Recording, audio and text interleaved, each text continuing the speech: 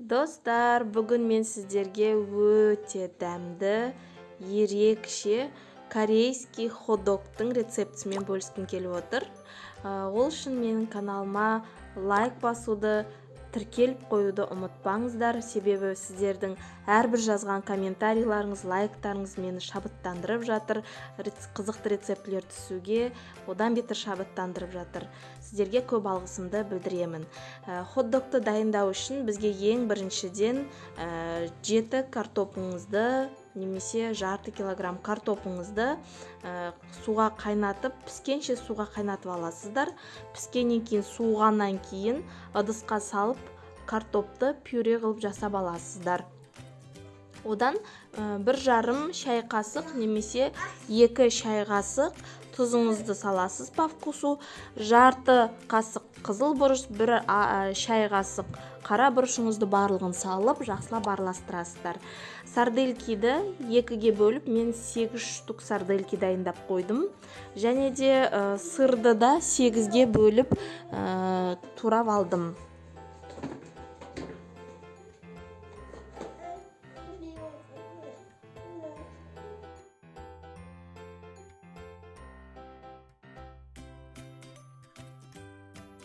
Енді сіздерге осындай спашка керек болады. Кез келген таяқ тортқа арналған болсын, кондитерский магазиндерде сатылады.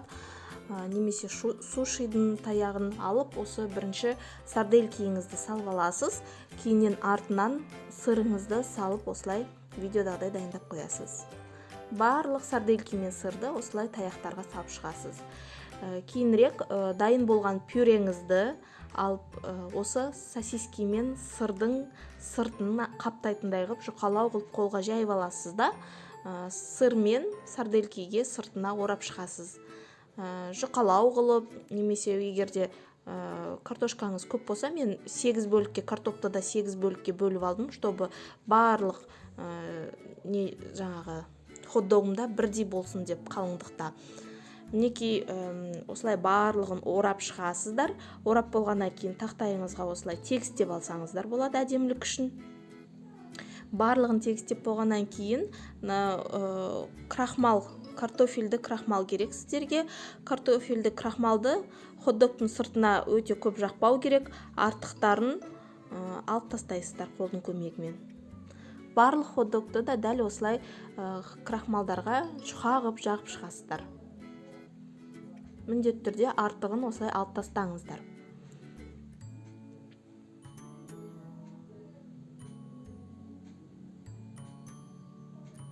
Енді бізге 1 жұмыртқа керек болады.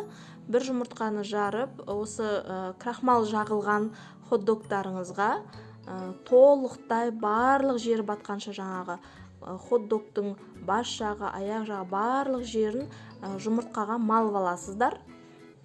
Жұмыртқаға жақсылап малынып болған соң, қасында тұрған бізде панировочный сухари болады. Соған тоже жақсылап тұрып, барлық жерін батырып, барлық жеріне сухаримен жауып шығамыз.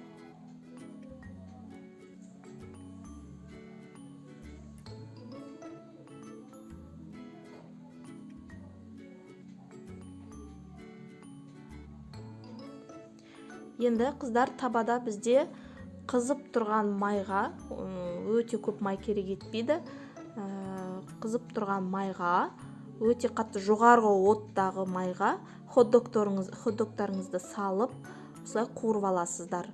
Уақытын айта алмаймын, сіздердің плиталарыңыздың жаңағы қыздыруына байланысты. Бұл картошкада, ішіндегі сосискиді барлығы пісіп тұрған дүние болғандықтан, тез ғана айналдыра отырып, сыртын қызарғанша ғана қуырып аласыздар. Күйдіріп алмай, сырты қызарғанша ғана қуырып алсаңыздар, сіздерге жеткілікті болады.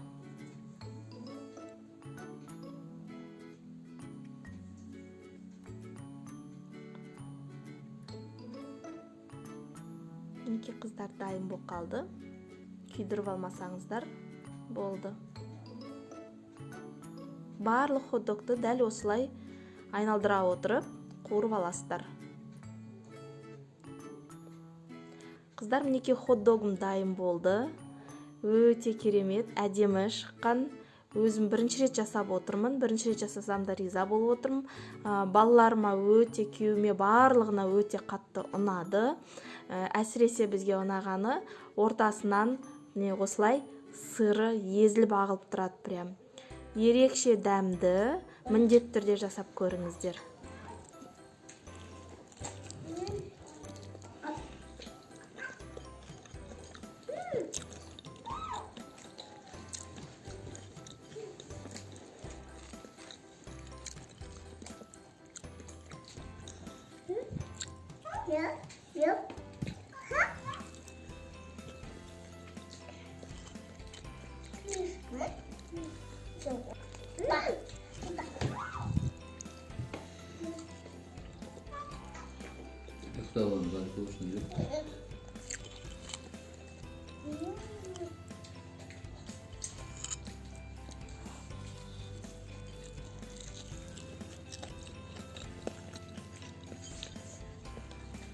Сосиски в тесте.